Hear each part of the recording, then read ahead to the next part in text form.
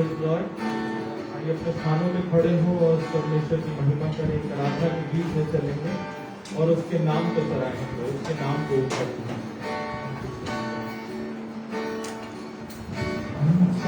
पर अपनी रख मुझे, रूप अपना यीशु दे मुझे, जलाल का अपने बर्तन बना, आकार दे अपने हाथों से, मर्जी हो पूरी मुझको, एक ऐसी मशक मुझको बना, चाक पर अपनी रख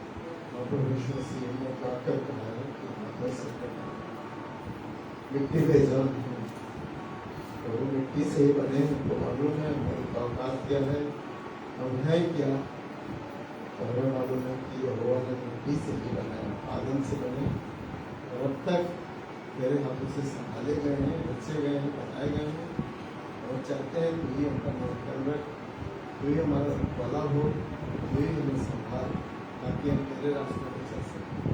प्रभु दया कर। आज की बात को तेरे हाथों में सौंपने चाहते हैं। सब बातें दिल मिला के भलाई को उत्पन्न करें। जो वचन सुनेंगे वो वचन हमारे जीवन के लिए सुखदायी वृक्ष के समान हो, जिसकी छाया में हम बैठ सकें। धन्यवाद करते हैं अपना यीशु मसीह के नाम। आमीन। जय।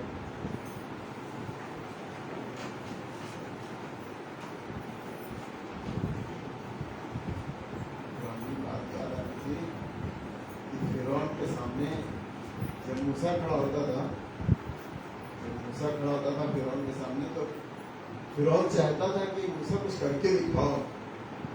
तो हर आदमी चमत्कार की खोज में है आज। तो मूसा कहता था अच्छा क्या करूं, कुछ करके दिखाओ। तो मूसा ने एक काम किया कि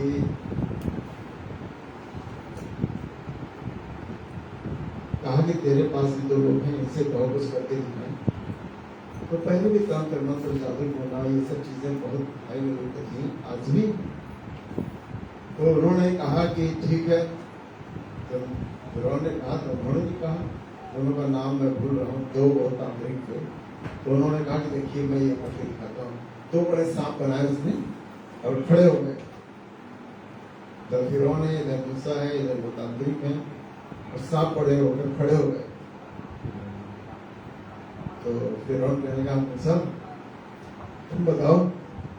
तो फिरौन ने मूसा ने अच्छा, तो मूसा ने भी एक सांप बनाया और सांप बनाकर उनके सांप और इनका सांप, मूसा का सांप और उनका सांप दोनों सामने खड़े हैं। पर तांत्रिक का सांप मूसा का सांप खा गया। उस सांप को मूसा ने जो बनाया था, उसने उस सांप को खा लिया। फिरौन तंग हो गया, कहने अरे मूसा तुम्हारे काम बड़े हैं, इनका बनाया हुआ सांप कुछ बोला ही नहीं और चुप रह गया और खा गया। इसी तरह शैतान हरा दिया जाता है, क्योंकि खुदा की हल्की सी परछाई, हल्के से शब्द अनुग्रह बोल दे खाली कि मेरा अनुग्रह तेरे लिए काफी है, तो कुछ नहीं। वो अनुग्रह इतना काम करेगा कि जहरीले सांप भी आपको कुछ नहीं कर पाए, दुश्मन भी कुछ नहीं कर पाए। तो इसलिए ये गवाही मूसा की उस समय से आज जमाने तक चली आ रही है, और लोग देखते रहते हैं कि मूसा ने फिरौन के सामने क्या क्या करके दिखाया। और जमाना बदला, पुराने नियम नए नियम दोनों आईना है हमारे लिए। उधर देखिए और इधर देखिए, यीशु मसीह ने आके उससे बड़े बड़े काम करके दिखाए। उसने क्या कहा, तुम सांपों को और बिच्छुओं को उठा लोगे और यहाँ तक कि विष भी पी लोगे, तो अभी कोई धोखे से तुमको पिला दे तो अभी तुम्हारा कुछ नहीं। ये बात हमने दृढ़ता से वचन को लिया है। मैं बताना चाहता हूँ अपनी गवाही के द्वारा कि कल भी मैं था प्रचार करने निकला था, उस दिन मुझे फीवर था तो मैं नहीं गया। और जो 3-4 लोग थे, उन्होंने 3 गए थे। तो साउथ वाले अभी जो लेके गया, इस गाँव में आज प्रचार करना है, गलियों में प्रचार करना है, तो वो गए। और मैंने कहा मुझे बहुत फीवर है, तो मुझे छोड़ दो, मैं लेटता हूँ। मैं लेटा था, बगल में चिश्तियाँ रुके थे, उसके किराए पे थे ये साउथ इंडियन। तो वो मकान मालिक की बगल में औरत ऐसी महिला था, दिसंबर का, तो धूप में वो भी लगी थी और हम भी धूप में लगे थे। चढ़ाई बिछा के वो थोड़ा दूर पे थी और बीच में एक ड्रम रखा था। और तो देखा हमने सांप आ रहा है, हमने उठी जल्दी से और हमने पकड़ा और उसको ड्रम में डाल दिया, उसको ड्रम में डाल दिया। और उससे बताया कि मेरा देखो सांप यहाँ घूम रहा है। उसको पकड़ के हमने जल्दी पकड़ा और ड्रम में फेंक दिया। तो यीशु मसीह ने अपनी गवाहियों को रखा है, उसने जो कहा है वो होगा। और प्रचार करने निकले हैं तो फिर आपके साथ खुदा तो रह गई है। आप सांपों को उठा लीजिए, बिच्छुओं को मार लीजिए, कुछ भी करिए, विष पी लीजिए, तो अभी आपका कुछ नहीं होगा। इस बात होगा गवाहियों का, आप गवाहियाँ दे सकते हैं। कोई भी, जैसे मेरे भी बात मैंने आपको बताई, आप कोई पुरानी नहीं, कोई ताजी अच्छी गवाही ला सकते हैं। कोर्स क्या है, इसके बाद सबका मौका होगा।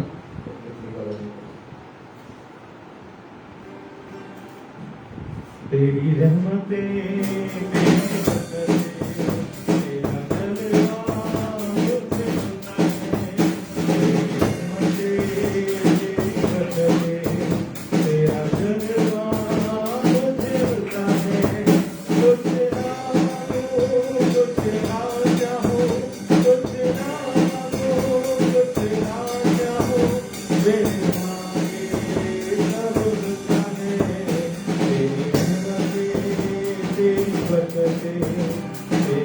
जलवा मुझे मिलता है।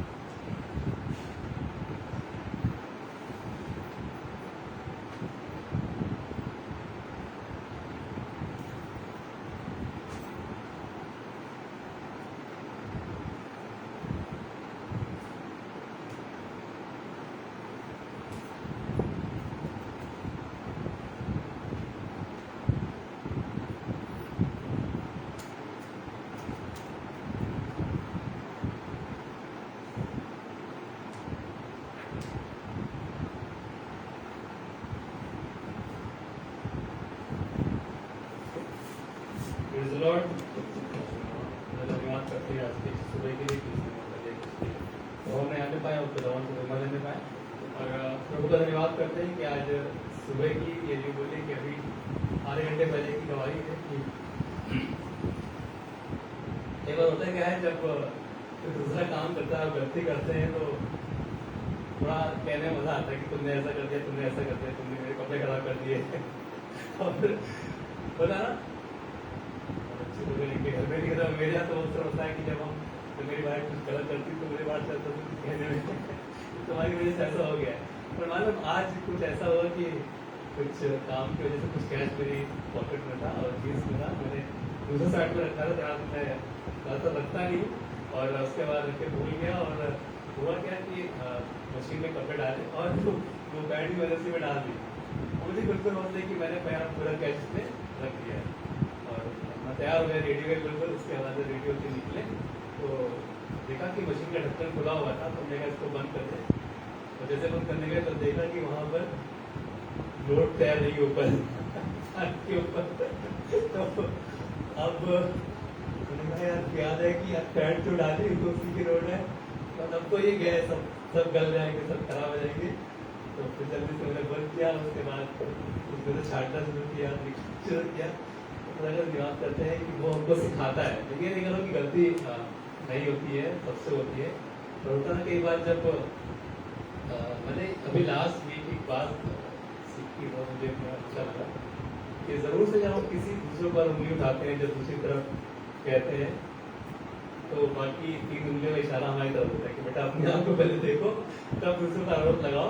तो मैं धन्यवाद करता हूँ कि देखिए गलती सबसे होती, पर जरूर है कि हम उसको इग्नोर करें, क्योंकि फिर है कि प्यार सब कुछ ढांप देता है, कवर करता है। जब हम किसी से प्यार करते हैं, और प्रभु की सबसे बड़ी आज्ञा यही कि हम प्यार करें, है ना।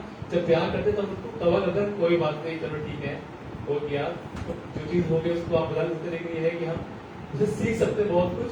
तो हमने ये बात सीखी कि हम इससे पहले किसी और पर आरोप लगाए, पहले हमको अपने आप को सुधारना है, हमको ढांपना है, क्योंकि हम प्यार करते हैं। प्रभु ने हमको कुछ सिखाया कि हम प्यार करें, सबसे बड़ी आज्ञा यही है। तो मतलब एक चीज मैं जो अभी लास्ट सीखना चाहता हूँ आपके साथ बांटूं कि आराधना के बारे में, कि जो आराधना है वो हमारे हालातों पर डिपेंड नहीं करती, हमारी परिस्थितियों पर डिपेंड नहीं करती। कि हालात अच्छे हैं तो आराधना, जय प्रभु जय यीशु, जब हालात खराब है तो अरे कौन प्रभु, है ना, मेरे जीवन में ऐसा क्यों हो गया, मेरे जीवन में ऐसा क्यों हो गया।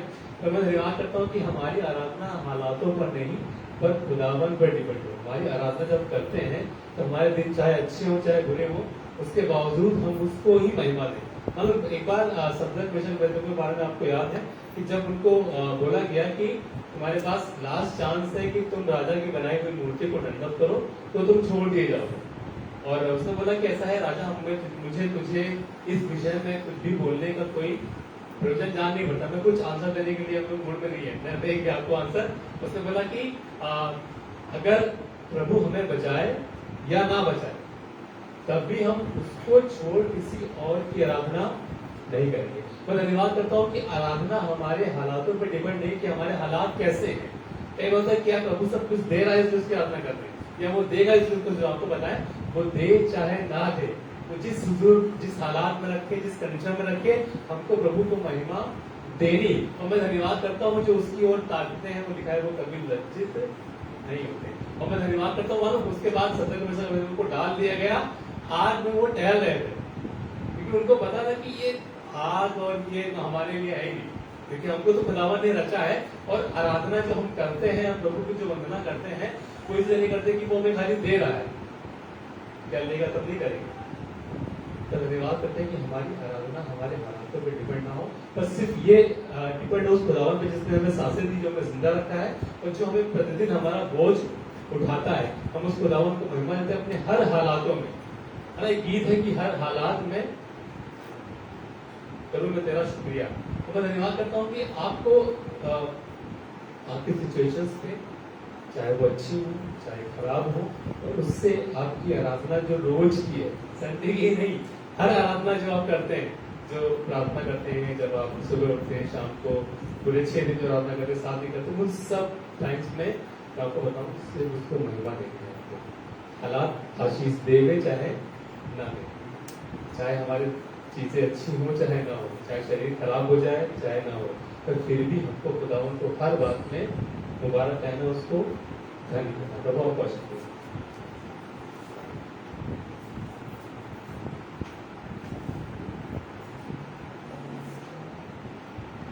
Praise the Lord.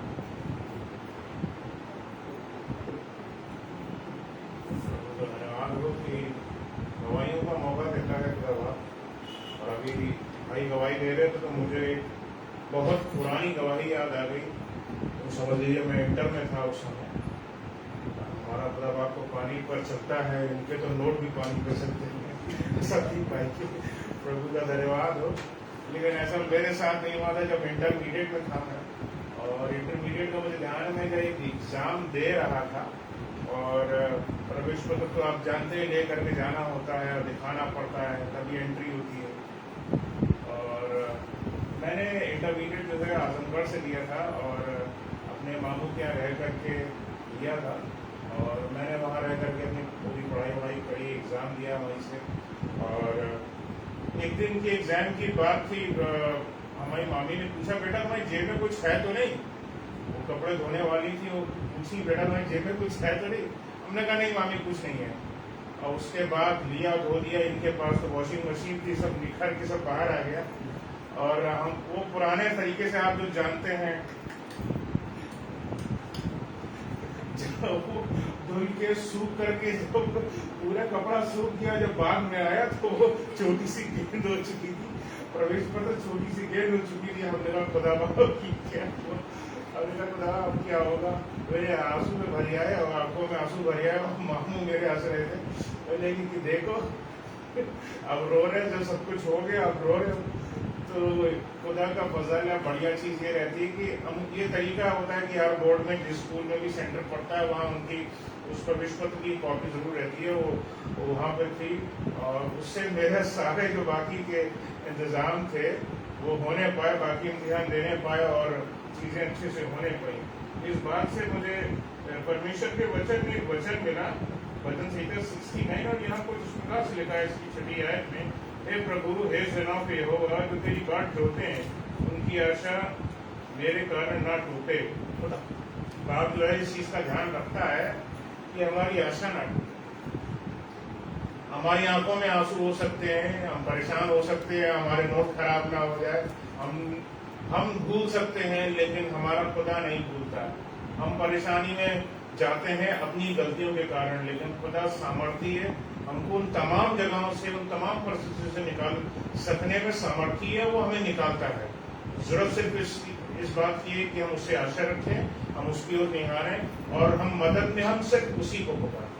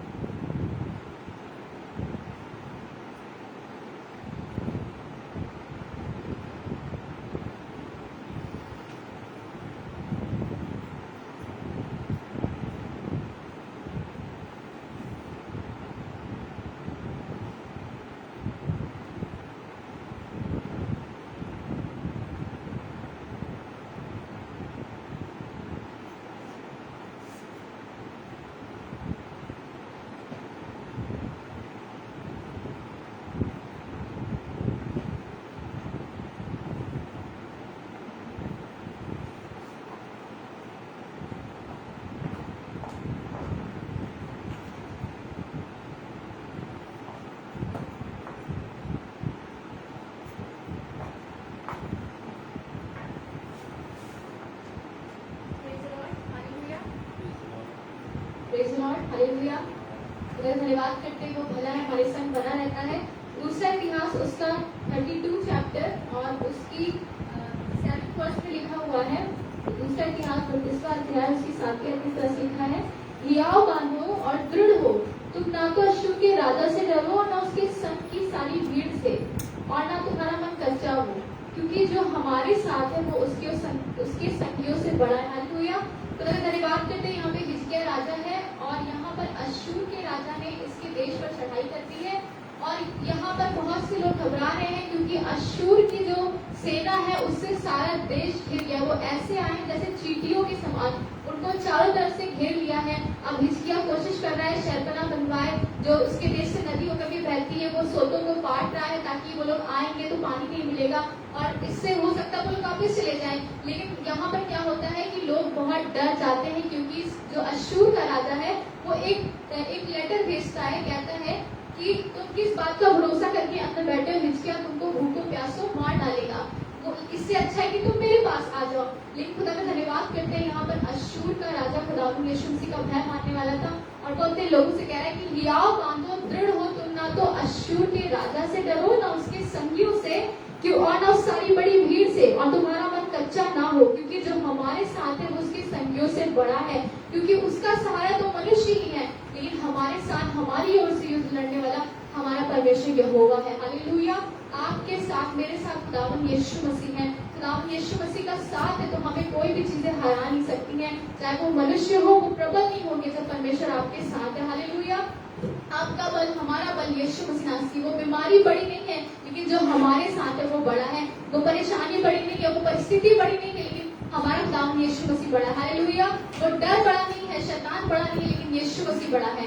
जब आप इस चीज को देखेंगे तो आप सचमुच में जयवंत होने पाएंगे। हालेलुया। क्योंकि दाऊद ने इस बात को देखा, क्योंकि अगर वो जाता तो बाकी लोग देखते कि गोलियत बहुत बड़ा है, लंबा है, चौड़ा है और इस वजह से कोई उससे लड़ने को तैयार नहीं था। लेकिन दाऊद वहां पर आ जाता है और कहता है कि ये कौन है खतरा रही फरिश्ती जो परमेश्वर की सेना को ललकारता है। हालेलुया। उसको अपने खुदावंद पर भरोसा, उसने कहा तू सांप और भाला लेकर मेरे पास आता है, लेकिन मैं खुदावंद यहोवा के नाम से आता हूं, मैं सेनाओं के यहोवा के नाम से आता हूं। हालेलुया। आप अगर आप अपनी परिस्थितियों को देखेंगे तो आपको लगेगा कि ये शायद बहुत बड़ी है, यीशु मसीह ठीक नहीं कर सकते, लेकिन जब आप यीशु मसीह के नजरिए से देखेंगे, जब आप वचन को देखेंगे तो आपके अंदर एक विश्वास पैदा हो जाएगा, नहीं मेरा यीशु मसीह कर सकता। हालेलुया। आप अपनी जिंदगी को रिकॉल करना शुरू करें, खुदा ने कैसे आपके समय साथ पहले काम किए हैं, वो अब भी कर सकता है, वो अब भी सेनाओं में यहोवा है, वो अब भी तख्त पर विराजमान है, अब भी खुदावंद यीशु मसीह हमारा सामर्थ्य। हालेलुया। इस सब में खड़े हो और खुदावंद की आराधना करें, जो आपका मेरा जोर है, जो आपका और मेरा बल है।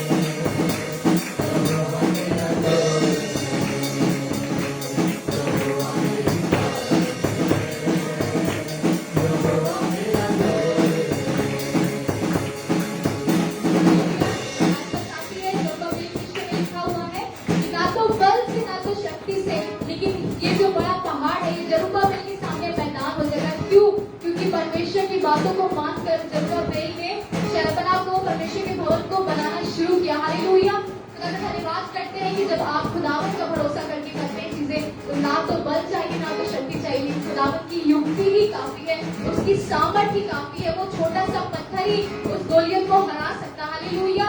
कुछ भी यीशु मसीह कर सकते हैं जब आप खुदावंत को अपना जोर मानते हैं। हालेलुया। बाइबल बताती है यहोवा का आनंद तुम्हारा दृढ़ है, यहोवा हमारा बल है, वो हमारा जोर है। विश्वास के साथ है खुदावंत कि तू हमारा जोर है, और आप सचमुच में अपनी जीवन की परिस्थितियों को बदलता हुआ देखेंगे। हालेलुया।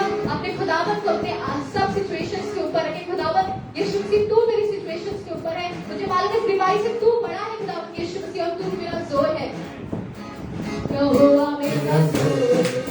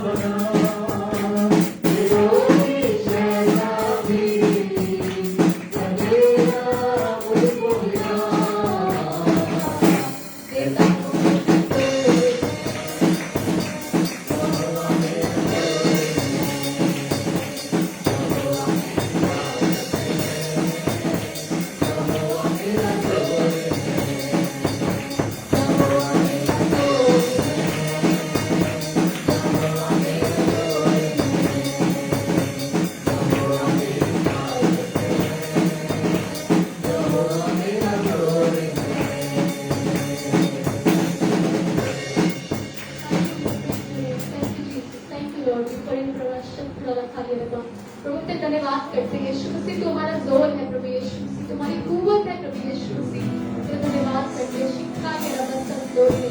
हम खुदावंद यीशु मसीह, हम जिन सिचुएशन का सामना कर रहे हैं खुदावंद, जिन परीक्षाओं में शायद आज हम खड़े खुदावंद, हम विश्वास करते कि ये बड़ी नहीं है प्रभु यीशु मसीह, तू बड़ा है खुदावंद यीशु मसीह। जब तू समुद्र में खुदावंद रास्ता निकालता है खुदावंद यीशु मसीह, उसको दो भाग करता है, जंगल में रास्ता बनाता है प्रभु, अपने वायदे को पूरा करता है प्रभु यीशु मसीह, तो हमें क्यों ना जयवंत करेगा खुदावंद यीशु मसीह। हम तुझ पर आज ईमान ले आते प्रभु कि तू रास्तों को निकालेगा खुदावंद यीशु मसीह, जो बुलाहट से तूने हमें बुलाया है उसे तू ही पूरा करेगा। Thank you Jesus, thank you Jesus, thank you Jesus, क्योंकि उसका वचन कहता है जिसने ये अच्छा काम तुम्हें आरंभ किया है वही उसे मसीह यीशु के दिन तक पूरा भी करेगा।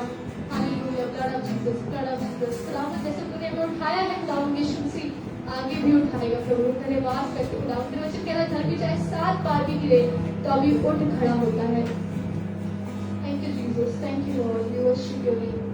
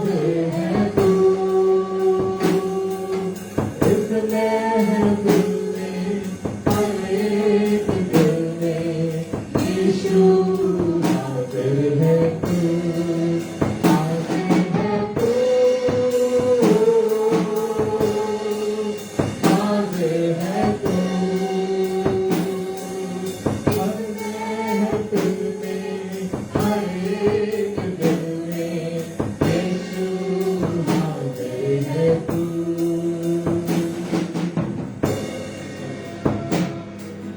दिखता नहीं पर तू हर जगह है, ज़मीं से फलक तक हाजिर है तू कल भी था, तू आज भी है, सदा से सदा तक हाजिर है तू। दिखता नहीं पर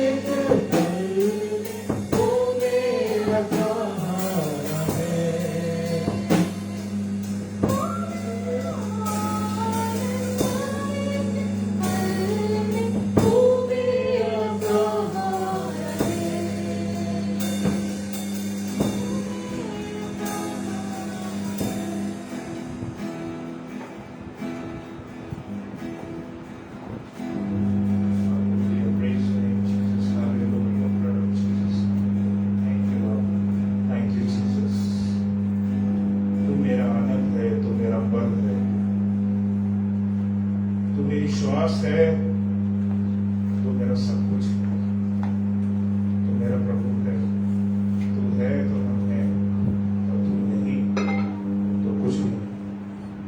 और खुदावन तू अगर किसी जीवन में नहीं है तो खुदावन उस जीवन का कोई मकसद नहीं है, उस जीवन का कोई मोल नहीं है। प्रभु चाहते हैं खुदावन कि आज जो तेरे भवन में लोग आए हैं खुदावन, जिनको तूने बड़े प्रेम के साथ में खुदावन अपने भवन में बुलाया है प्रभु यीशु मसीह नासरी, yes Lord, bless each one of them Lord. या शखाना मातरी सेरिया लोलालो शिखीन न तेरे बशखबा सुजालो रेशिया तबस।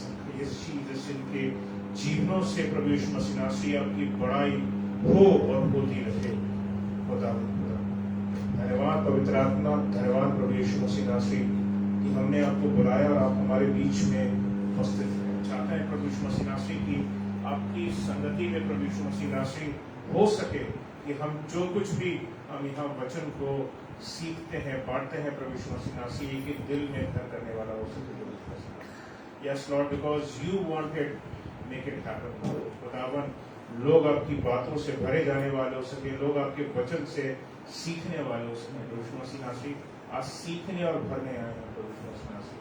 हम खाली मर्तबानों को भर, हम टूटे हुए वो बर्तन दिखाई देते हैं खुदावन, खुदा जो तेरे पास मरम्मत के लिए आए खुदावन, अपने अनुसार बनाओ, फिर से खड़ा कर, सब चीजों में उत्तम कर प्रभु यीशु मसीह नासरी। खुदावन जो तेरी बरकत के लिए इस्तेमाल होने वाले बर्तन है प्रभु यीशु मसीह नासरी, जो तुझे आदर देने के लिए इस्तेमाल होने वाले हैं प्रभु यीशु मसीह नासरी, खुदावन अपनी भरपूरी के साथ एक एक को भर। तेरा मसा, तेरा तेल, तेरा रूह, तेरा पवित्र आत्मा एक एक पर उतरे और एक एक से बातें करे।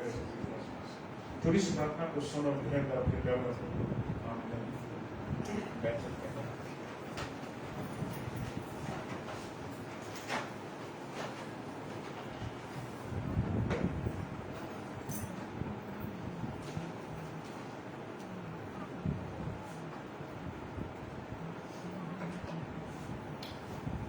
धन्यवाद हो कि उसने मुझे एक बार फिर से मौका दिया है कि मैं उसके वचन को बांट सकूं, सीख सकें हम सब।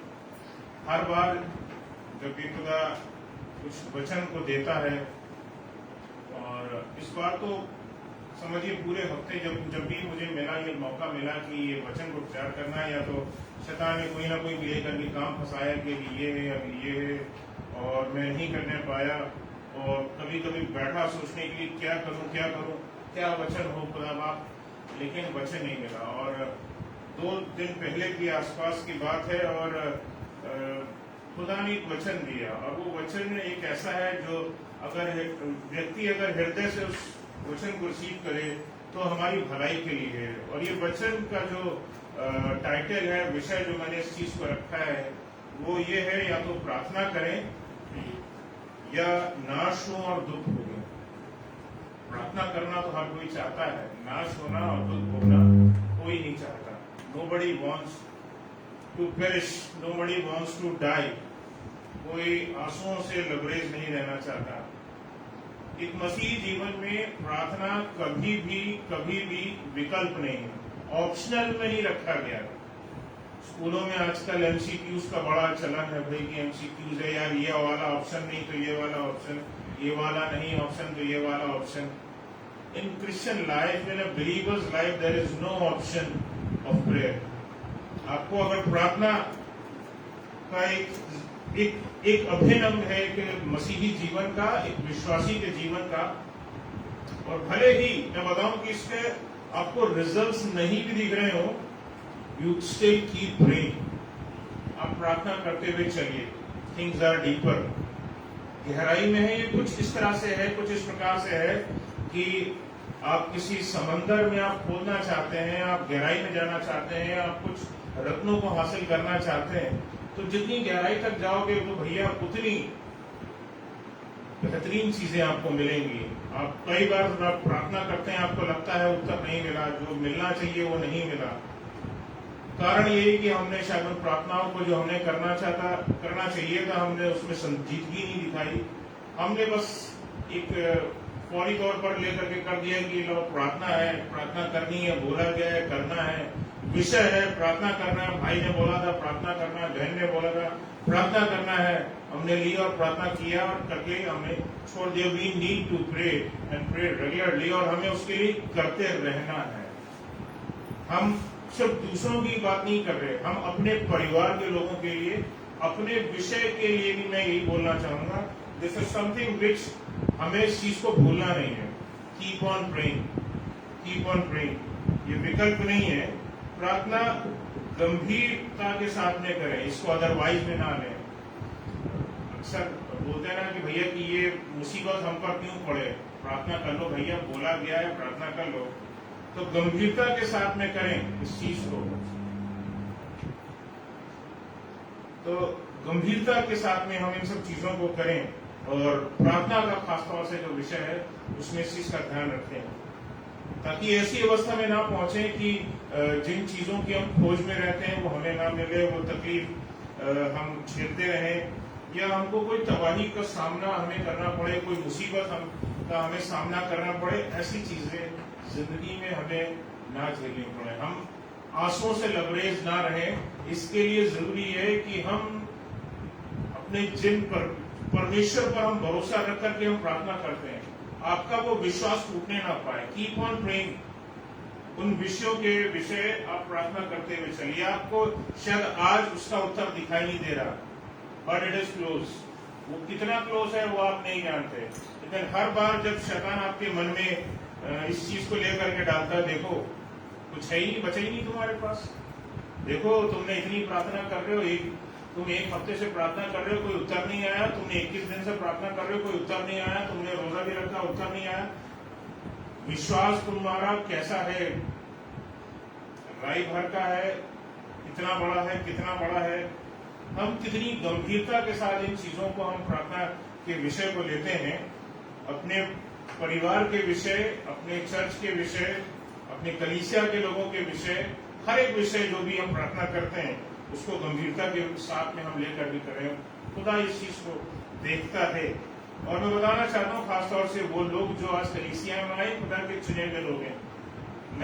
मेरी तो हमेशा जब भी प्रार्थना रहती है संडे से पहले यही रहती है कि खुदा तू बरबस लोगों को अपने भवन में लेता, और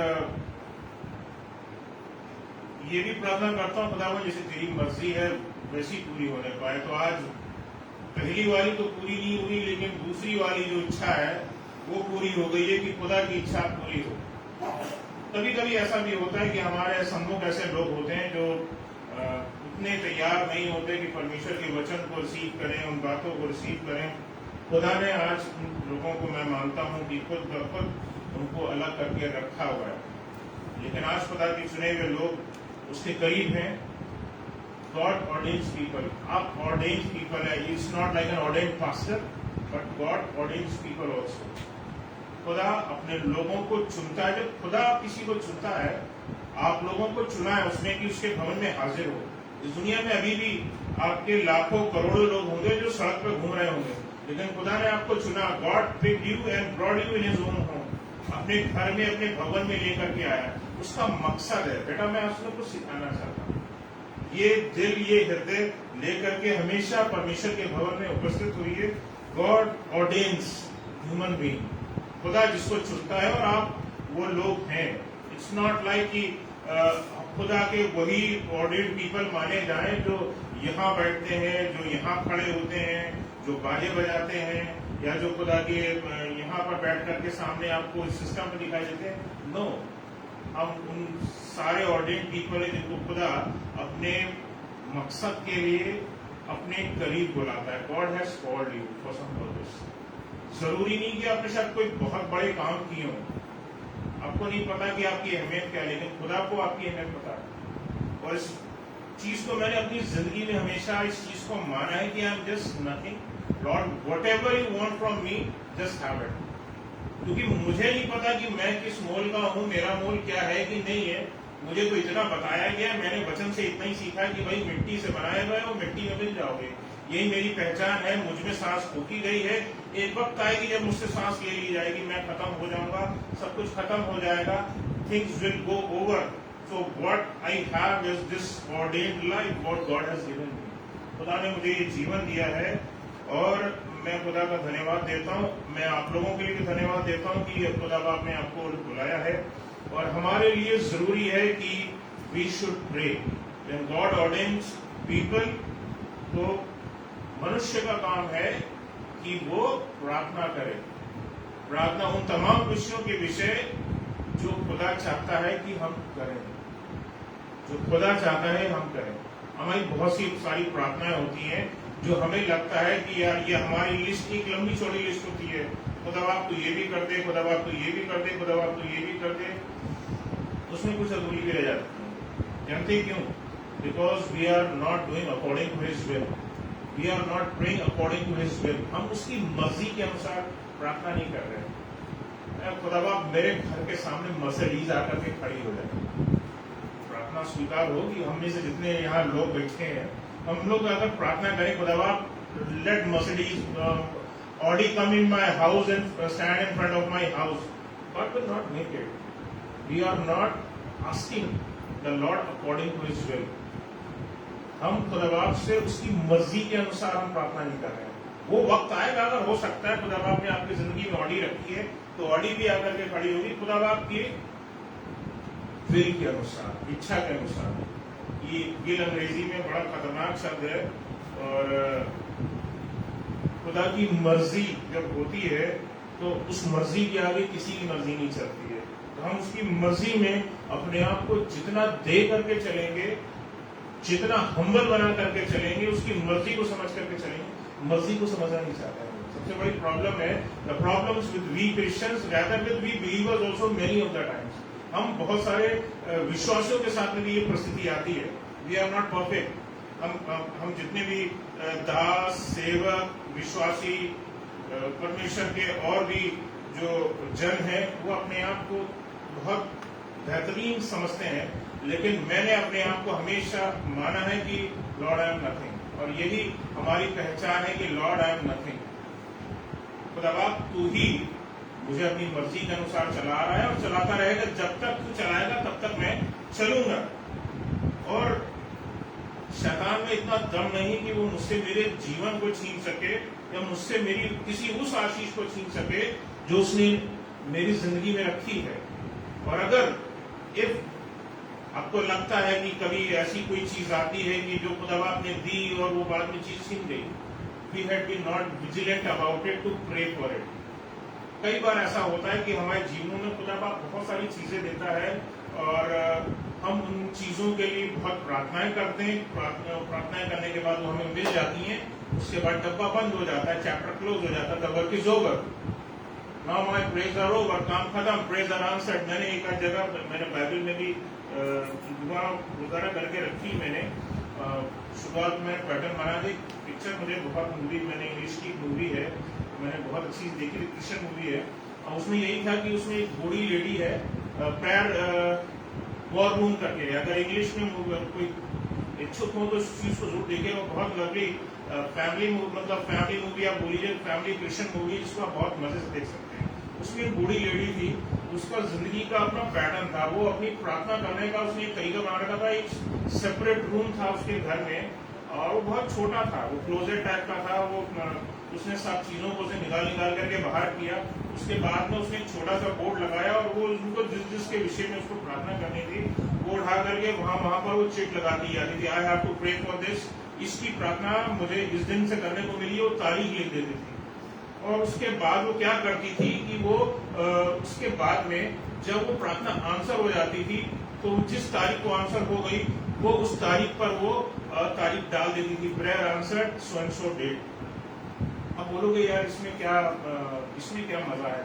बात है, प्रॉब्लम ये है कि उस स्त्री ने वो तरीका ढूंढ निकाला अपनी सामर्थ्य खोजने का. जब वो निर्बल होती थी, जब वो टूट जाती थी, तब वो उसी बोर्ड के सामने जाती थी. These are the prayers I did from God and God answered it.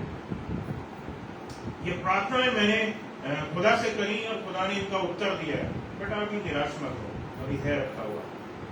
शायद एक हफ्ता, शायद एक साल, I don't know how many days, weeks, months, God will answer your prayers. आपकी प्रार्थनाओं को खुदा जरूर उत्तर देगा. You have to pray according to His will. Both seas are waiting. और इसमें दुख भी आता है, क्लेश आता है शैतान की ओर से. खुदा क्लेश नहीं देता. God doesn't want us to perish. आज का टॉपिक मैंने ये लिया ना, प्रे और perish. Pray is are to be done to the God but we perish of our own will. हम अपनी मर्जी के अनुसार दुख को भोगते हैं. जब हम दुख को भोगते हैं तो शैतान ही हमें वो दुख भोगवाता कहीं ना कहीं. तो हम क्या करना चाहते हैं? हम आंसुओं के सैलाब में डूबते हैं. तो क्यों डूबते हैं? क्योंकि हमने एक ऐसा मार्ग ढूंढ लिया जो खुदा ने हमारे लिए नहीं रखा. बोलना चाहता हूँ, when God ordains a person and prays the prayers which when answered will bring to pass what God has ordained. जब हम प्रार्थना करना हम शुरू करते हैं और प्रार्थना करते हैं, प्रार्थना करते रहते हैं और उसकी मर्जी के अनुसार प्रार्थना करते हैं तो उत्तर अवश्य आता है. और नहीं तो आप खोदते चलिए खोदिए, जितना गहराई में जाएंगे समंदर में फिर आपको रत्न नहीं मिलेंगे, क्योंकि आप जहाँ खुदा चाहता है कि तुम काम करो वहां नहीं काम कर रहे हो. भेजा जाए, अगर आपको निन्वे भेजा जाए और आप तरसुस की ओर भाग रहे हो तो भैया आपका मसला हल नहीं होने वाला. आपको जाना निन्वे ही है. That's your work place. That is the place where God wants you to be. वो जगह वो है जहाँ खुदा चाहता है कि आप हो. ठीक है, वो प्रार्थनाएं जो हमें करनी है, खुदा चाहता है कि हम उन विषयों के विषय प्रार्थना करें. औरों ने शायद उन विषय अपनी भर करके प्रार्थना नहीं करी. पता नहीं कौन सा व्यक्ति आपसे प्रार्थना करने के लिए बोलता, पता नहीं उसने आपसे प्रार्थना करने से पहले न जाने कितने लोगों से उसने बोला कि भैया मेरे लिए प्रार्थना कर दीजिएगा, बहन हमारे लिए प्रार्थना कर दीजिएगा, लेकिन उसको उत्तर नहीं मिला. इस चीज को हमेशा अपने प्रार्थनाओं में यकीन रखिएगा. जब भी आप प्रार्थना करते हैं, just not a one day one time answer. ये एक वक्त की प्रार्थना से काम नहीं बनेगा, छड़ी लगानी पड़ती है. You have to keep on going. प्रार्थना करते रहना पड़ता है, उत्तर मिलेगा. अपने बच्चों के लिए आप प्रार्थना कर रहे हो, अपने घर परिवार वालों के लिए प्रार्थना कर रहे हो, अपने चर्च के लोगों के लिए प्रार्थना कर रहे हो, या कोई भी जनरल प्रेयर जो आपसे कही जाती है, उन चीजों के विषय लग करके प्रार्थना करिए. आप बड़ी बड़ी कन्वेंशन को होते हुए देखते हैं. बहुत सारी कन्वेंशन होती है, लगता है कि सफल नहीं होगी. यार इतना बड़ा किया लेकिन मजा नहीं आया. लेकिन कभी कभी आप देखते हैं कि यार छोटी सी मीटिंग हुई है लेकिन उसमें खुदा की आत्मा की भरपूरी दिखाई देते हैं. क्यों? क्योंकि उसके लिए पहले दुआओं की छड़ी लगाई गई थी, उसके लिए रोजे रखे गए थे, उसके लिए आंसू बहाए गए थे. हमें वही करना है. और हर संडे के लिए भी जब यहाँ पर आते हैं ना, तो पूरे 6 के 6 दिन बल्कि 7 दिन आप इसके लिए प्रार्थना कीजिए कि जो आप आते हैं कि आप अपने आने के लिए यहाँ प्रार्थना करें, लोग इस भवन में आए उसके लिए प्रार्थना करें, लोगों की प्रॉब्लम्स के लिए प्रार्थना करें. You do not need to tell. लोगों को बताने की जरूरत नहीं है भैया मैं आपके लिए प्रार्थना कर रहा हूँ. आप बस खाली लोगों से पूछते रहिए, आपने भैया वो प्रॉब्लम बताई थी, भैया आपकी सॉल्व हुई थी बहन, मैंने आपके लिए आपने जो बोला था क्या हुआ उस चीज का. You don't need to just present yourself to the before the world. जरूरी नहीं कि आप उन चीजों के लिए लोगों को बताएं. बस खुदा के सामने रखे रहिए. इस दुनिया के लोग आपको कुछ नहीं दे सकते. They are empty handed. They came empty handed, they will leave empty handed. Even Alexander the Great was empty handed. Sikandar महान भी दुनिया में खाली हाथ आया था. जब वो गया तो भी खाली हाथ था. कब्र के बाहर जो था उसके कॉफिन के बाहर उसके हाथ थे. वो दिखा कर कि क्या देखो मैं दुनिया जीतने चला था लेकिन खाली हाथ जा रहा हूँ. हमारे पास क्या है? यही लोग हैं, चंद लोग जो खुदा बाप ने हमें दिए हैं. कोई अगर थोड़ा मुड़ जाता है, कोई अगर विमुख हो जाता है तो पकड़ के लाना हमारा काम है ना. मोहब्बत से काम चलाना हमारा काम है ना. कोई हमसे बैर रखता है तो प्रेम से उसको जवाब देना, प्रेम में बने रहना, प्रेम के साथ चलना हमारा काम है. This is our work. This is how we have to do it. यीशु मसीह ने यही तो किया अपने जीवन में. हमें ऐसे ही जीवन जीना है. This is what we are to do over here. If Jesus suffered, उस पर थूका गया, आपके ऊपर थूका गया, आप बोलेंगे नहीं भैया आपको कोड़े मारे गए क्या? नहीं मारे गए. यीशु मसीह ने कोड़े खाए, यीशु मसीह ने सलीब उठाई. आपने सलीब उठाई? नहीं उठाई. यीशु मसीह को पहाड़ से धक्का देने की कोशिश करी गई, आपको धक्का देने की कोशिश करी गई? नहीं करी गई. खुदा बाप चाहता है कि इस दुनिया में रहते हुए आप वो सारे काम करें जिसको खुदा ने आपके लिए रखा है। वो तकलीफें जो यीशु मसीह ने सही है वो शैतान की ओर से लगाए गए ऐसे तमाम बाड़े थे जहां यीशु मसीह फंसने नहीं पाए, हम भी फंसने ना पाए, इस चीज का हमें ध्यान रखना है। और जब सलीब पर चढ़े थे यीशु मसीह तो पहला क्या था? कलमा, ये खुदावन इन्हें माफ कर दो, ये नहीं जानते कि ये क्या करते थे। He was still actually praying for us from the Lord. परमेश्वर यहोवा से वो हमारे लिए ही प्रार्थना कर रहे थे। So that's the power of the prayer. प्रार्थना की सामर्थ्य किसी चीज में हम इस चीज को जाने और समझें। जब हम उसकी मर्जी के अनुसार चलते हुए हम उसकी मर्जी के अनुसार हम खुदा से मांगते हैं तो हमारी प्रार्थनाएं उत्तर लेकर के आती हैं। This is what God wants to tell you. इसलिए आवश्यक है प्रार्थना करने वाला व्यक्ति परमेश्वर की इच्छा से ट्यून हो। गिटार को ट्यून किया जाता है, इसको ट्यून किया जाता है भैया कि जो गाना है उसके हिसाब से है, एक बाजा दूसरे बाजे के साथ में ट्यून करे, सब कुछ प्रॉपर हो, रिदम में हो, सब चीज इस तरह से की जाती है। सो आवश्यक यही है कि प्रार्थना करने वाला जो व्यक्ति है वो परमेश्वर की इच्छा के साथ में ट्यून होना चाहिए। He should be tuned with what God is wanting from us. हम उसकी इच्छा के अनुसार चलें, उसकी इच्छा के अनुसार हम काम करें, अपनी मर्जी के अनुसार काम नहीं करें। हमारा दिल बहुत कुछ करता है कि हम खुदा के लिए करना चाहते हैं, हम खुदा के लिए कहना चाहते हैं, खुदा के लिए काम करना। It's time to ask God, what you want from us? Jesus, what you want from us? यीशु मसीह आप मुझसे क्या चाहते हैं? मैंने बहुत सेवा करी है लेकिन आज आपकी सेवा आपके कहे के अनुसार मैं करना चाहता हूँ। आज मैं आपकी सेवा आपके कहे के अनुसार करना चाहती हूँ। हर व्यक्ति को इस चीज को जानना है, समझना है। सेवा ये नहीं है कि कुछ भी उठाया भैया, हाँ भैया थाली ले चलना शुरू करो, भैया जो भी बोला गया है जो भी करना है कुछ भी उठाओ करना शुरू कर दो। नहीं, वो बिफोर द लॉर्ड, वो बिफोर द लॉर्ड। अदरवाइज जानते हैं प्रॉब्लम क्या है? अब काम तो शायद कलीसिया के बहुत सारे कामों को कर ले जाएंगे। The real problem is you are not over there where you have to be. निन्वे की बजाय आप तरसुस घूमते रहेंगे और काम नहीं होने पाएगा। मजा तो निन्वे में है, निन्वे में बाद में उद्धार आया, मजा तो निन्वे में है। जिंदगी बदलने पाती है, चीजें बदल नहीं पाती हैं। तो खुदा आपको निन्वे ले जाना पड़ता है और हम कई बार वही जहाज के वो नीचे के डेक में जा करके नीचे के जहाँ कोई हमें देख ना सके हम वहां छुपने की कोशिश करते हैं। There is no place where we can hide from God. परमेश्वर से हम कहीं नहीं छिप सकते। प्रार्थना करने के जो विषय खुदा आपने हमें दिए हैं उन विषय प्रार्थना करते रहें, उसके सम्मुख बने रहें, उसके सम्मुख चलते रहें। हमारे लिए ये जरूरी है, इस चीज का हम अपना ध्यान रखें। एक जगह चलेंगे, निकालेंगे, पढ़ेंगे हम लोग। पहला यूहन्ना और उसकी 14वीं आयत है। पहला यूहन्ना 5 अध्याय उसकी 14वीं आयत। और बताना चाहता हूं कि परमेश्वर जो है अपनी इच्छा के विरुद्ध की गई प्रार्थना को नहीं सुनते, नहीं एक्सेप्ट करते। अगर मैं जाए तो मैं आपको वचन यहाँ से पढ़ूं।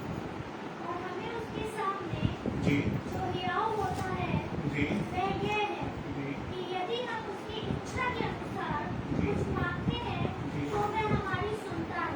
हम उसकी इच्छा के अनुसार हम कुछ मांगते हैं तब वो हमारी सुनता है, उसकी इच्छा के अनुसार।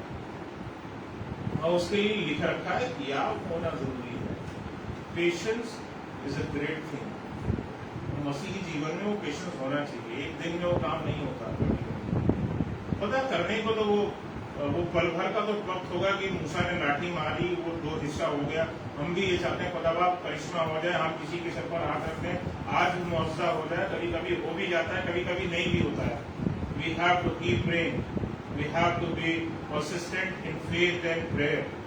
हमें विश्वास में और प्रार्थना में लगे रहना पड़ता है। Things will return as answers. उत्तर बन करके आपकी प्रार्थनाएं लौटेंगे। The praying person should know what God wants. प्रार्थना करने वाले व्यक्ति को ये पता होना चाहिए कि खुदा उससे चाहता क्या है, खुदा की मर्जी क्या है। एक कठोर आयत पढ़वाना चाहूंगा जिसको कई लोग जो है वो पढ़ना नहीं चाहेंगे या इसको शायद ठोकर मान लेंगे, लेकिन ये बात यीशु मसीह के मुख से ही निकली है और इसको हम ग्रहण कर लें। सभी लोग तो हमारे लिए अच्छा है, ऊपर से लेकर के नीचे तक के लोगों के लिए, सभी के लिए है। निकालने की जगह और लूका 12 अध्याय और उसकी 47वीं आयत हम लोग पढ़ेंगे। लूका 12 उसकी 47वीं आयत। वह दास जी। जो अपने स्वामी की इच्छा जानता था वो दास जो अपने प्रभु की इच्छा जानता था और तैयार न रहा और तैयार ना रहा, और न उसकी इच्छा के अनुसार चला, ना तैयार हुआ परमेश्वर की इच्छा के अनुसार, ना उसकी इच्छा के अनुसार चला, बहुत मार खाएगा। लिखा है बहुत मार खाएगा। ये यहाँ यहाँ यहाँ यहाँ सबके लिए बात लागू होती है। जो खुदा के भक्त हैं उनके लिए लागू होती है। जो नहीं जानते उनका कहानी तो इससे पहले शायद लिखी गई है। इसकी 46वीं आयत भी पढ़ देना, 46 वर्ष। तो उस दास का स्वामी ऐसे दिन जब वह उसकी बात छोड़ता न रहे और ऐसी घड़ी जिससे वह जानता न हो आएगा और उसे भारी दर्द देकर उसका भाग अविश्वासियों के साथ ठहराएगा। If you are a believer, अगर आप विश्वासी हैं, खुदा आपके भाग को अविश्वासियों के संग ठहरा दे, आपको सब पसंद आएगा। If you have served whole life, given your whole life to the God according to you, अगर आप अपने हिसाब से चल रहे हैं और आपको लगता है कि आपने खुदा बाप की सेवा करी है और खुदा बाप आखिरी समय पर जब न्याय के दिन खड़ा हो, बेटा मैं तुम्हें विश्वासी नहीं मानता, मैं तुम्हारे हिस्से को और विश्वासी के साथ में काउंट कर लेता हूँ, उस समय तो ऐसा लगेगा जमीन नीचे से फैंस ली गई है, सब कुछ खत्म, मैंने जो कुछ किया सब बेकार गया, व्यर्थ गया।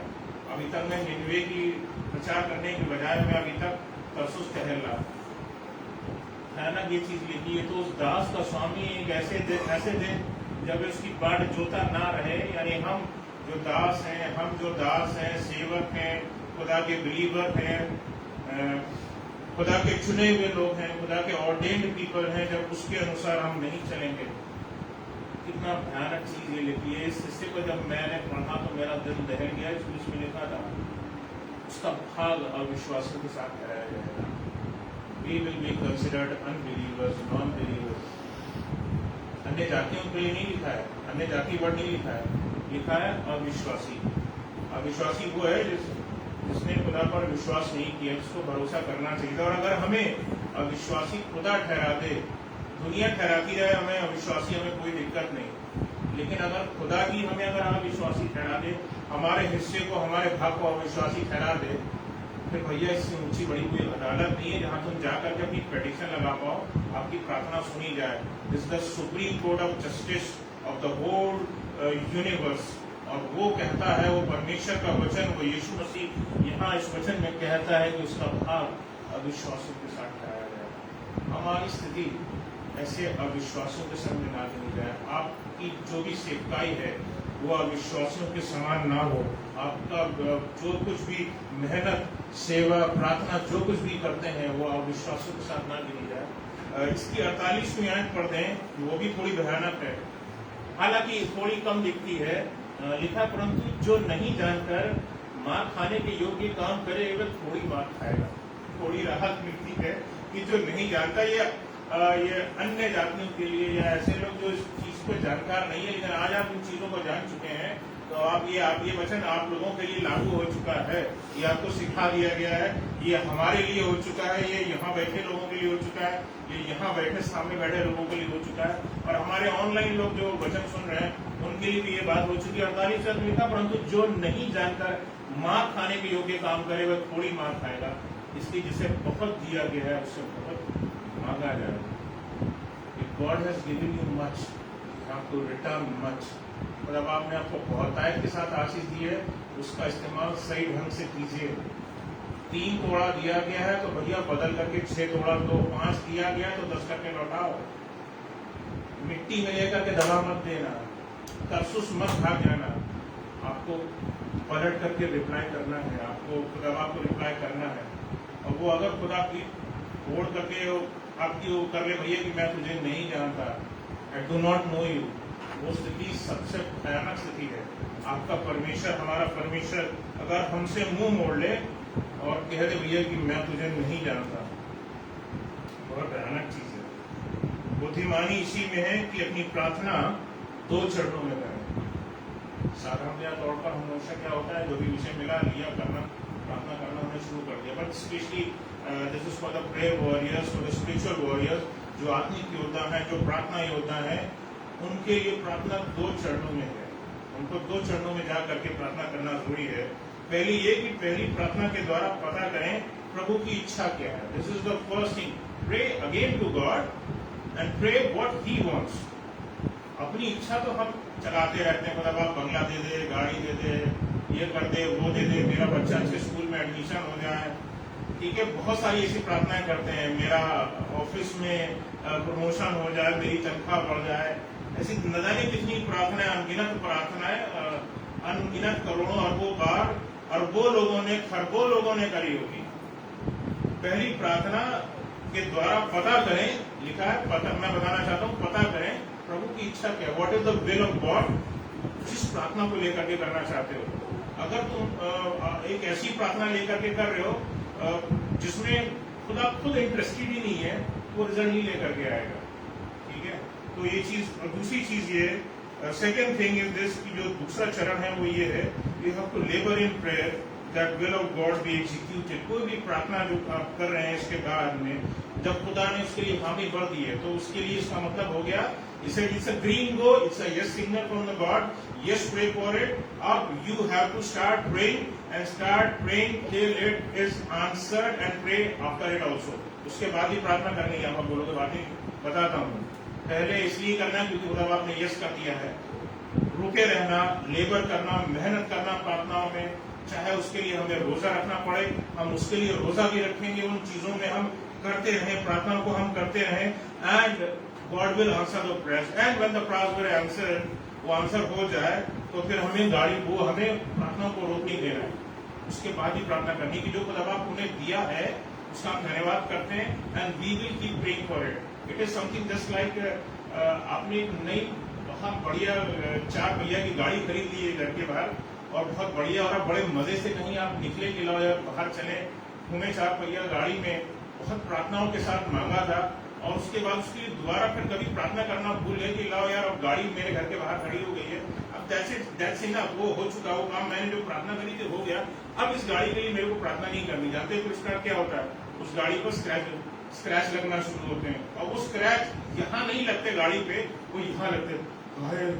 20,000 का मक्का है, एक ठोकर लगी 30,000 जाएंगे, 40,000 जाएंगे। So it's happens like this. मैं सब कार का एग्जाम्पल ले रहा हूँ। There are many of the prayers जहाँ हम प्रार्थनाएं करते हैं, हमने बच्चों की प्रार्थना किया, तो अब आप हमारे बच्चे को पास कर देना, काम खत्म, वो बच्चा पास हो गया, बढ़िया डिवीजन से पास हो गया, काम खत्म। अब शैतान फिर वहाँ काम करना शुरू करेगा। आओ, आपने प्रार्थना करना छोड़ दिया अपने बच्चे के लिए।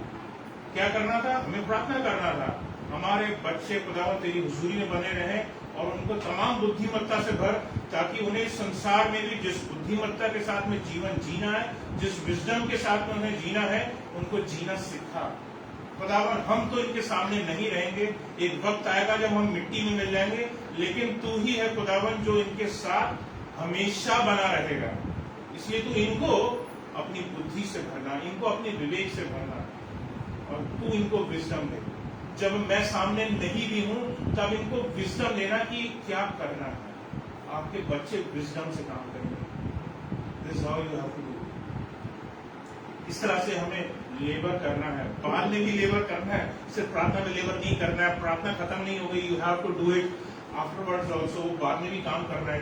आपके घर की चीजें जो घर में आती हैं, प्रार्थनाएं जब की जाती है तब तो बहुत बढ़िया रहता, बहुत बढ़िया चीज आ गई, हाथ रख करके पार्टी साहब दुआ कर दी है, दुआ हो गई, लवली हो गया, बहुत कुछ बढ़िया हो गया, अच्छी चल रही है। फिर अचानक से वो पता चला कि वो गाड़ी खराब होना शुरू हो गई, उसने कुछ मौका देना शुरू कर दिया। वो फ्रिज लिया था, वो प्रॉब्लम शुरू हो गई, वो टीवी लिया था, उसमें प्रॉब्लम आना शुरू हो गई। Why this is happened? Because we have stopped the prayers regarding the blessings what God has given us. उन तमाम आशीषों के विषय जो हमें खुदा ने दी हैं, उनके लिए भी हमें प्रार्थना करना है, that it remains with us and it remains with longer time with us। जितना समय खुदा ने उन आशीषों के लिए खुदा ने हमसे रखा है वो चीजें होने पाए, वो सफलता से पूर्वक होने पाए, हम उसका आनंद उठाने पाए। हम अपने बच्चों को जब देखें तो हम कह सकें कि हमारे बच्चों पर हमारे खुदा बाप की आशीष है और ठहरी हुई है, हम देखें और कह सकें।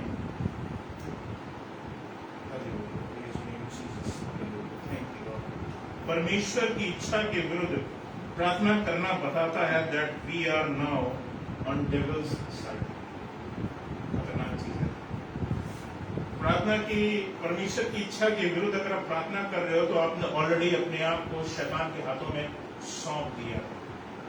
जैसी तेरी मर्जी हो, खुदा की मर्जी नहीं, जैसे तेरी मर्जी हो।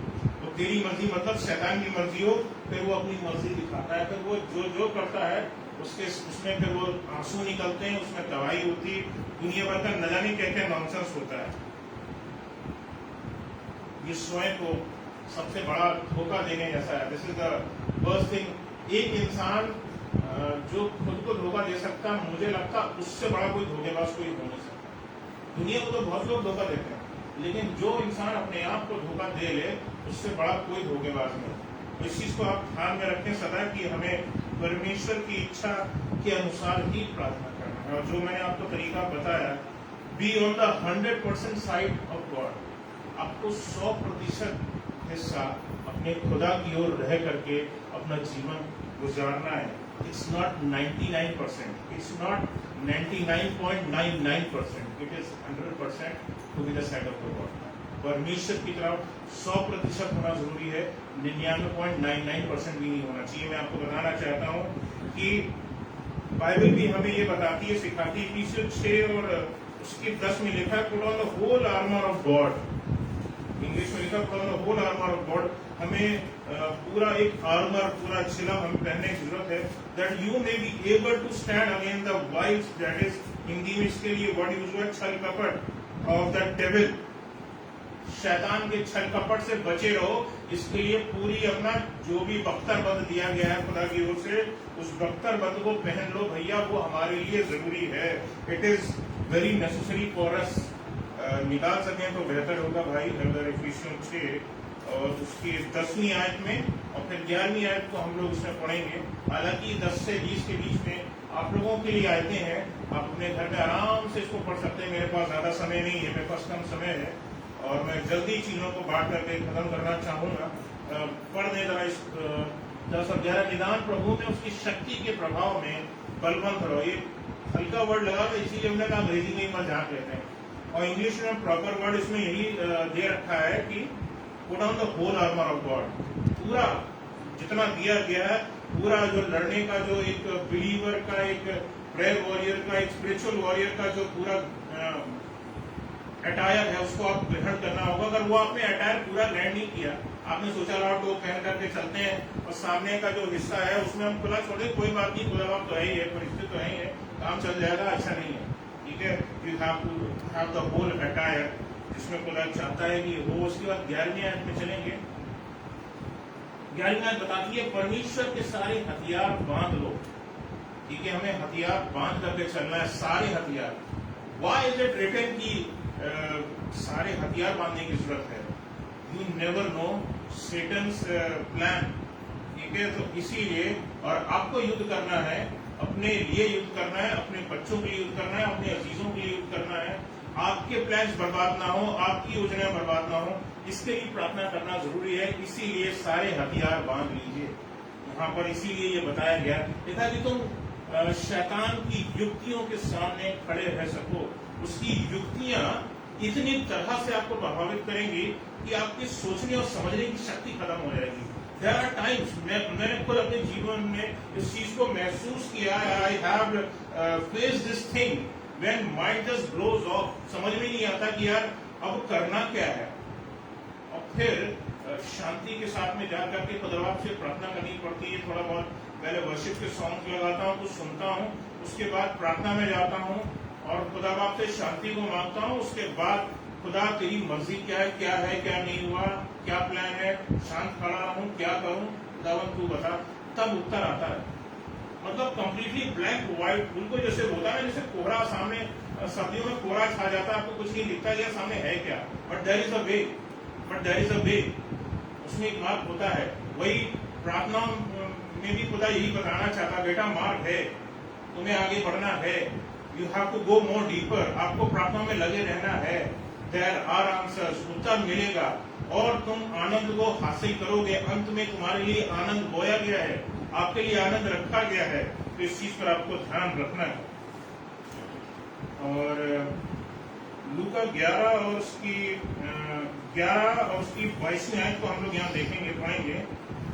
मैं इसी लूका 11 और उसकी 22 आयत। और जब उसे बढ़कर कोई और पर्वत चढ़ाई करके उसे जीत लेता है, तो उसके वे हथियार जीतकर उसका भरोसा का छीन लेता है। लिखा है उसके हथियार छीन लिए जाते हैं। It means what are the actually weapons that a prayer warrior, spiritual warrior is having? Obviously, हमारे पास कोई भाला तोप नहीं है, हमारे पास spiritual weapons है।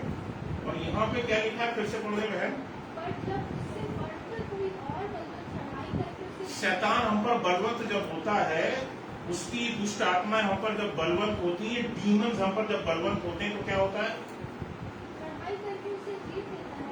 हम पर जीत लेता है शैतान, उसकी दुष्ट आत्माएं हमको जीत लेते हैं, हमको गढ़ बना लेते हैं, तो क्या होता है, तो उसके वे हथियार जीतकर उसका भरोसा था छीन लेता है। हमसे वो हथियार, आत्मिक हथियार छीन लिए जाते हैं। How sad it is। हमने भरोसा किया था उन हथियारों पर कि उनसे हमें विजय मिलेगी, इसीलिए बोला गया है कि भैया सारे हथियार बांधो, कोई हथियार छोड़ मत देना, कोई चीज छोड़ मत देना। Use every way, because Satan is using every way. And मैं बताऊं, आपकी जिंदगी में दुख, क्लेश, आंसू, तकलीफ आ रहे हैं ना, तो be happy on God side, because it means that you are loved by God very very much. आप, खुदा आपको बहुत बहुत प्यार करता है, आपके परिवार को बहुत बहुत प्यार करता है, खुदा आपको बहुत बहुत प्यार करता है। और इसीलिए शायद वो क्लेश शैतान की ओर से आपके जीवन में आया है, आपके परिवार में आया है, आपके बच्चों पर आया है, आपके कलीसिया में आया है, हमारी कलीसिया में आया है, इसीलिए आया है कि because our church is blessed, because our family is blessed, because we are blessed. हम खुदा में आशीषित हैं, हमारी कलीसिया आशीषित है, हमारा परिवार आशीषित है, हमारे घर का अगुआ आशीषित है, हमारा कलीसिया का अगुआ आशीषित है। इस चीज को आप अपने हृदय में गांठ बांध करके रख लीजिए। खुदा आपसे यही बोलना चाहता है कि अपने सारे हथियार बांध लो, नहीं तो ये तुम्हारे हथियार छीन लिए जाएंगे। You have to tie them and you have to use them. You do not know which weapon you have to use। rather यशाया में तो एक जगह उसमें शायद 56 में शायद उसमें मेंशन्ड है, उसकी शायद आखिरी आयत में शायद उसमें मेंशन्ड एक जगह है कि नए हथियार जो है तुम्हारे लिए हथियार बनाए गए हैं, ठीक है, उसमें दिया था तुम्हारे लिए हथियार बनाए गए हैं। That means every time when God makes a new person, हर बार जब खुदा एक नए व्यक्ति की सृष्टि करता है, तो शैतान को भी नई योजना के साथ में सामने आना पड़ता है कि खुदा बाप ने पिछले वाले से कुछ उत्तम बनाया होता है। पेंटर, कोई भी पेंटर जो होता है, कोई जो भी है, वो पिछली पेंटिंग से बुरी पेंटिंग नहीं बनाता। हमारा खुदा भी वैसे ही है, जो उसने पिछला विश्वासी कुछ बनाया होता, उससे बढ़ करके अगला विश्वासी खुदा तैयार करता है। हम अपने बाप दादों के विश्वास को देखते हैं, लेकिन आज हम अपने विश्वास को देखते हैं और हम विश्वास करते हैं हमारी औलादें, हमारी संतानें हमसे बढ़कर के होंगी। इस बात पर आप यकीन करते हैं? Believe it in that. खुदा बाप ने जो हमारे जीवनों में किया, उससे बढ़कर के हमारी औलादें हमारे लिए करेंगी, खुदा बाप के लिए करेंगी, और वो हमसे ज्यादा ब्लेसेड होंगी। जो आशीषें अब्राहम को मिली, लेकिन जो आशीष उसके बेटे इसहाक को मिली, उसके लिए लिखा है 100 गुना आशीष। किस समय उसने आशीष को हासिल किया था? उसने उस समय आशीष को हासिल किया था जब पूरी दुनिया में अकाल पड़ा था, कुछ नहीं था। परमेश्वर ने बोला, बेटा इस जगह को छोड़कर मत जाना, जहां तुझे रखा है, इस जगह बना है। इट वॉज फैमाइन, अकाल था। अकाल में कुछ बोया नहीं जा सकता, बो दोगे तो उग नहीं सकता, पानी है नहीं, पिए क्या, खाएं क्या, चीज उगेगी नहीं। खुदा होगा तो होगा काम कैसे? But he believed in that. खुदा ने बोला है मुझे यहाँ रुकना है, I will stay over here. उसके साथ के न जाने उस शहर में उस जगह रहने वाले लोगों ने बोला, अरे भाई तू यहाँ क्यों रह रहा है, तू यहाँ क्यों पड़ा हुआ है, तू यहाँ से चला जा। लेकिन खुदावंद ने बोला, विश्वास किया, उसका अजर उसको मिलने पाया, 100 गुना आशीष का अधिकारी वो होने पाया। तो हमारे लिए भी इस चीज का हम ध्यान में रखें। इफिसियंस 6 उसकी 11 से 14 आयत में मैं बताना चाहता हूँ कि परमेश्वर के हथियारों की 3 आशीषें हैं। परमेश्वर के हथियारों की, जिसकी हमने इफिसियंस 6 हिस्से में हमने पढ़ी थी, उनकी 3 आशीषें हैं। और वो 11 से 14 के बीच में हम पहले हम पढ़ेंगे तो पता हमें चलता है कि सारे शत्रुओं के विरुद्ध खड़े रहने की हमारे अंदर योग्यता आती है कि जो हथियार हमको दिए गए हैं भैया, उससे लड़ पाओगे, खड़े रह पाओगे शैतान के सामने। Otherwise who are we that we can stand against Satan. जो खुदा के विरुद्ध में खड़ा हो गया, जिसके अंदर वो दम भरता है कि हम खुदा के विरुद्ध खड़े हो सकते हैं, हालांकि वो है कुछ नहीं, लेकिन वो खुदा के विरुद्ध खड़ा रहता है, हमेशा खड़ा रहता है, और खुदा हमें उसके विरुद्ध खड़े रहने के लिए तैयार करता है, जो और भी कुछ नहीं है। भैया मिट्टी के बर्तन है, मिट्टी में मिल जा रहा है, हमारी विसाख क्या है, और हमको खुदा बाप खड़ा करता है। और ये आयत बताती है 11 से 14 के बीच में हमें पता चलता है सारे शत्रुओं के विरुद्ध खड़े होने की योग्यता जो है हमें ये हथियार हमको देते हैं कि हम खड़े रह सकते हैं शैतान की योजनाओं के विरुद्ध। उसके सारे 13वीं आयत में हम इसमें देखते हैं तो पता चलता है सारे आक्रमणों को सामना करने की योग्यता हमको मिलती है।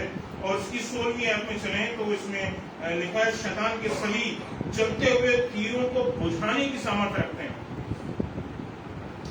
शैतान के चलते हुए तीरों को, जिनसे आप घायल होते हैं, जिनसे आपके अजीज घायल होते हैं, उनको खत्म करने की सामर्थ्य, उनको बुझाने की सामर्थ्य आपके अंदर है। शैतान की युक्तियां वास्तव में है क्या? धोखा देना, फंसाना, ठीक है, दास बनाना किसी चीज का, किसी प्लानिंग्स का, और जो हम नहीं चाहते कि हमारे साथियों में हो, विनाश करने के लिए तमाम साधन जो भी वो अप्लाई करता है, यही तो चीजें उसके हथियार, दैट्स द बेस, ठीक है, दैट आर, यही उसकी युक्तियां, यही उसके प्लान्स हैं। लूका 18:1 से 8 के बीच में यीशु मसीह ने कहा है, इतनी सारी आयतें नहीं पढ़ाऊंगा, और 2 आयतें इसकी पढ़ के 7वीं और 8वीं आयत पढ़ के मैं खत्म करूंगा। और यहाँ पर लिखा है कि क्या परमेश्वर अपने चुने हुओं का न्याय ना चुकाएगा, और रात दिन जो उसकी दुहाई देते रहते हैं, और क्या वह उनके विषय में देर करेगा? खुदा देर नहीं करता। जब हम प्रार्थनाएं करते हैं, हमें लगे रहना है, और किस अर्नेस्टनेस के साथ में, किस लगाव के साथ में हम प्रार्थना को करते हैं। सिर्फ प्रार्थना को करना है, बात ये नहीं है, लेकिन हम किस लगाव के साथ में हम प्रार्थना करते हैं। हमसे बोला जाता है भैया इस भाई के लिए प्रार्थना कीजिएगा, इस बहन के लिए प्रार्थना कीजिएगा। हमारा उसके अंदर एक लगाव क्या है उस व्यक्ति के लिए? यस वी आर प्रेइंग, हमसे बोला गया, एक नाम दे दिया गया, विषय दे दिया गया, इसके लिए प्रार्थना करना। How much are we really connected? God sees our heart. परमेश्वर हमारे हृदयों को देखता है। हम एक पोथी पथरी लेकर के बैठ गए कि यार ये हमारे पास एशिया में ये खरीदना, खुदा ये नहीं देखता। खुदा आप ये देख रहा है कि तुम जिसके लिए प्रार्थना कर रहे हो उसके लिए हृदय भी रखते हो कि नहीं रखते हो, अपने मन में उसको स्थान देते भी नहीं देते हो, अपने हृदय में सच्चे तरीके से तुम जगह देते भी नहीं देते हो। इसकी 8वीं आयत में 18 की, लूका 18 की 8 में लिखा है, मैं तुमसे कहता हूँ कि वह तुरंत उनका न्याय चुकाएगा। और लिखा है तो अभी लिखा है तो मनुष्य का पुत्र जब आएगा तो क्या पृथ्वी पर विश्वास पाएगा? क्वेश्चन मार्क के साथ में बड़ी कठोर चीज लिखी है, और ये धर्मी जनों के लिए नहीं लिखी है, सिर्फ बहुतेरे तमाम लोगों के लिए लिखी है जो खुदा पर आधा अधूरा विश्वास करते हैं, विश्वासी मानते हैं, समझते हैं, लेकिन अपने आप को ऐसी स्थिति में पाएंगे कि जब वो मनुष्य का पुत्र अर्थात यीशु मसीह जब आएगा संसार में, तो क्या पृथ्वी पर विश्वास पाएगा? Something which is something question from us. क्योंकि सच्चाई है कि धर्मी जन जब मतलब यीशु मसीह का आगमन होगा, धर्मी जन तो बागियों पर उठा लिए जाएंगे उस महाक्लेश से पहले, महाक्लेश से आने से पहले। तो हमारे लिए जरूरी है कि हम इस चीज का ध्यान रखें, नहीं तो क्लेश नहीं, महाक्लेश को झेलना पड़ सकता है। और जब हम अकेले रह जाएंगे, हमारे पास कोई साधन नहीं रह जाएगा, हमारी प्रार्थनाएं फिर तुच्छ गिनी जाएंगी, क्योंकि हमने उसके ऊपर भरोसा नहीं किया, हमने उस पर विश्वास नहीं किया, हमने उससे प्रार्थना नहीं करी, हमने उसके और लग करके प्रार्थना नहीं करी, हमने हृदय से प्रार्थना नहीं करी, हम उसके अनुसार नहीं चले जैसे खुदा ने चाहा था कि हम चले। We did not move according to the will of God.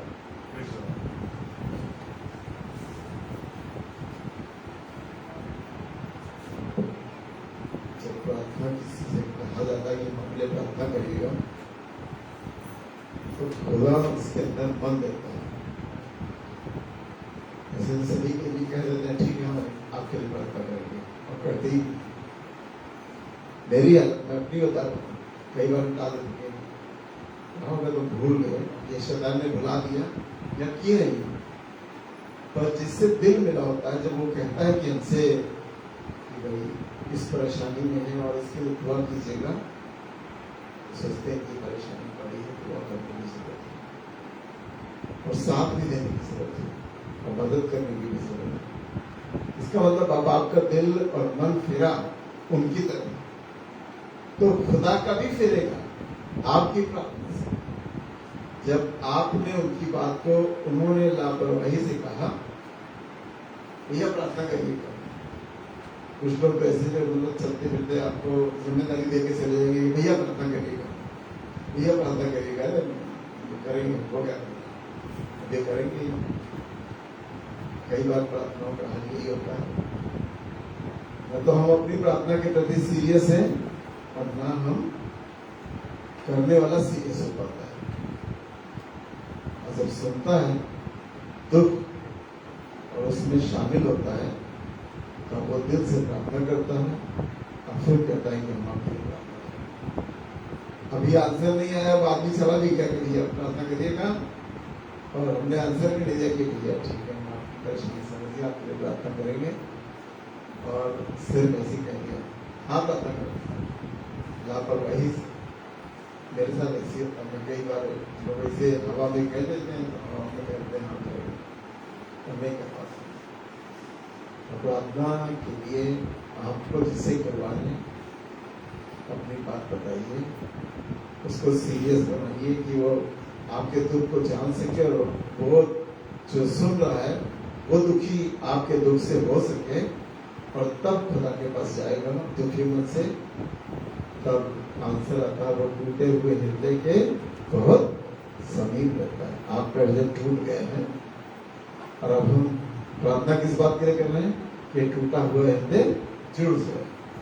तो प्रार्थना मन लगा के, दिल लगा के अच्छे से करेंगे, इसका भला हो जाए तो निश्चय भला हो जाए। आइए दुआ करें। प्रभु यीशु से धन्यवाद करते हैं। कई बार हम प्रार्थना लापरवाहियों के साथ करते हैं, कई बार हम घुटनों पे आके करते हैं, कई बार हम घरों में बंद करके अपने आप को करते हैं, तरह तरह से कई बार हम नहा के करते हैं, कई बार बिना नहाए के करते हैं, कई बार हम सुबह करते हैं, कई बार हम शाम को करते हैं, क्योंकि हमने बाइबल में पढ़ दिया कौन सी प्रार्थना सुनी जाएगी, किस तरह से हमने प्रार्थना की और कौन सी सुनी जाएगी। इसलिए हम शंका में रहते हैं, और हम चाहते हैं कि सुबह भी करें और शाम को करें, ना तो सुबह वाली सुनी जाएगी या तो शाम वाली सुनी जाएगी, कोई तो प्रार्थना सुनी जाएगी। इसलिए हमें प्रार्थना का अच्छा मन दीजिए, जब हम दूसरे के लिए प्रार्थना करें तो सुनकर जवाब यीशु के नाम में। आपको मालूम है अनाउंसमेंट में कि हम ऑनलाइन प्रार्थना कर रहे हैं, बड़े दिल से की जाती है ये प्रार्थना, बड़े दिल से की जाती है, क्योंकि ऑनलाइन हम उत्सुक होकर आते हैं। और मैं जब वहाँ बैठता हूँ तो उससे पहले एक बार आप भी करना चाहिए आपको, जब आप प्रार्थना में शामिल होने जा रहे हैं तो आपको भी पहले से दुआ करके उसमें ऑनलाइन जुड़ना चाहिए।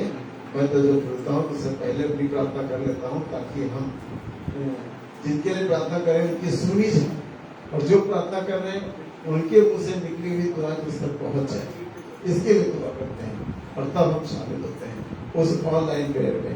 तो 9 बजे हम लोग वेडनेसडे को ऑनलाइन प्रार्थना में शामिल होते हैं। आप शामिल हो सकते हैं, अपनी रिक्वेस्ट बता सकते हैं, ऑनलाइन डाल सकते हैं, मुझे बता सकते हैं, किसी को बता सकते हैं। अच्छा, आप चाहते हैं कि प्रार्थना हो तो कंटिन्यू आपके लिए प्रार्थना होगी। आप ऑनलाइन नहीं आ सकते तो आप बता के जाइए, ताकि तो आपको भी आपके लिए प्रार्थना हो। तो चाहते हैं यहाँ पे आके घुटनों में प्रार्थना हो, ऑनलाइन का जमाना ज़्यादा अच्छा लग रहा है तो ऑनलाइन प्रार्थना हो, क्योंकि 9 बजे सब फ्री होते हैं, शायद 7 बजे यहाँ सब फ्री ना हो पाए और हम घुटनों पे ना आ पाए। जब तक चल रहा है ऑनलाइन चलने दीजिए, लेकिन हम तो चाहते हैं कि आने वाला समय ये हो कि हमारी लेडीज मीटिंग जो फ्लॉप शो हो गई है, बंद हो गई है, वो भी चाहे महीने में 1-2 बार कंटिन्यू कैसे भी फिर से कहा गया कि मैं तेरा गिरा हुआ डेरा फिर से उठाकर खड़ा करूंगा। ये गिरे हुए डेरे के समान है। लेडीज मीटिंग बहुत अच्छी होती थी, जब ये नेव रखी गई थी तब से होती थी, और नील मथा से कम से कम 14-15 लेडीज आती थी। जब मैं बंगला बाजार का पादरी था तब भी लेडीज मीटिंग कराता था। यहाँ बनवा रहा था, देखता था कि वो सब्जा आदमी पैदल नील मथा से पैदल आती थी, बंगला बाजार में प्रार्थना होती थी।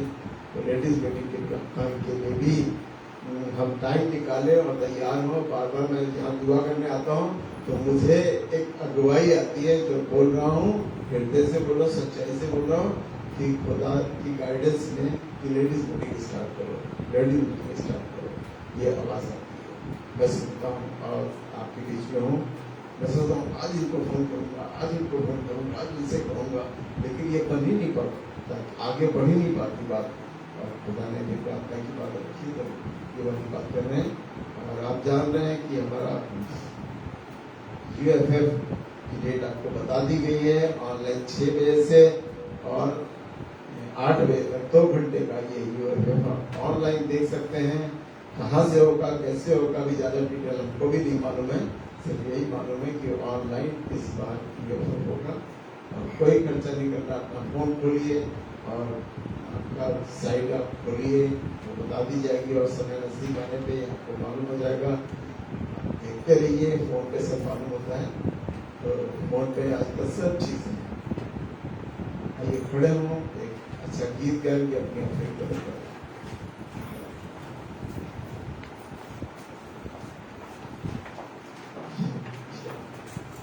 UFF आपके लिए फेसबुक लाइव होगी। हमारे भी चर्च के जो फेसबुक का पेज है उस पर आप लोग चेक कर सकते हैं।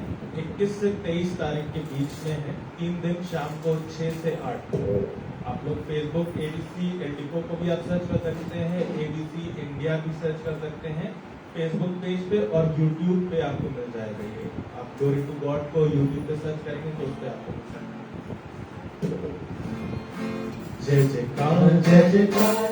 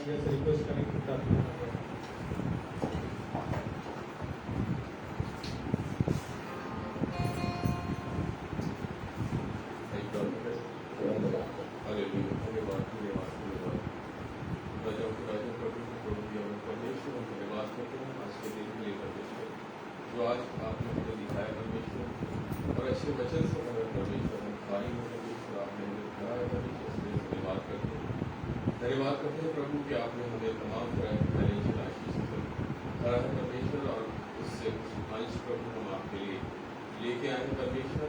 हर एक देने वाले को प्रभु अपनी आशीषों से माला माल करें परमेश्वर। हर एक जन परमेश्वर पर आया है, हर पूरी से अपने आप को महसूस कर सके परमेश्वर। हम धन्यवाद करते हैं परमेश्वर इस फाइनेंस के लिए जो आप हमारे लिए आपने बताया, जो भी अपने कमी और घटी से हमने दिया है परमेश्वर, आपके लिए इस्तेमाल करने का परमेश्वर अच्छा बता धन्यवाद के साथ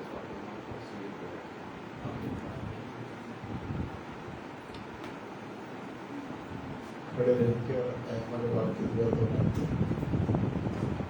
मैंने कहा जो आसमान पे है मेरा नाम पाक माना जाए मेरी बादशाहत आए जैसे आसमान पर जैसे रोज की प्रिया से नमस्ते इस तरह अपने गुस्सेवालों को माफ कर दें हमारे गुस्से को माफ कर हमें आजमाइश में न डाल की बुराई से बचा कि बादशाह कुदरत जलाल हमेशा ही तेरा आमीन।